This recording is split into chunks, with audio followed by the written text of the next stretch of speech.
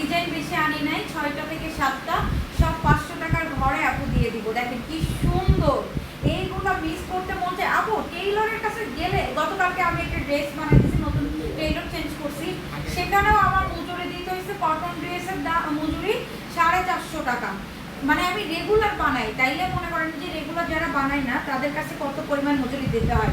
সেই হচ্ছে স্টেট কার্ডের প্যান্টের সালোয়ার, এখানে লেস ইউজ করা, তারপরে দুবাই চেরি কাপড় ইউজ করা, অ্যান্ড হচ্ছে কাপড় যদি আপনি লেসও ধরেন, লেস এখানে আছে 200 টাকার, 200 থেকে 250 টাকার মজুরি। যদি আমি হচ্ছে 400 টাকা করেও ধরি, 400 টাকা তো জীবনও পসিবল না, তাও আপনি চিন্তা করেন লেস আর মজুরি হয়ে গেল। এখন কাপড়, এই কাপড় কিনতে গেলেও তো 350-300 টাকা করে গজ আছে, মিনিমাম 5 গজ কাপড় লাগবে।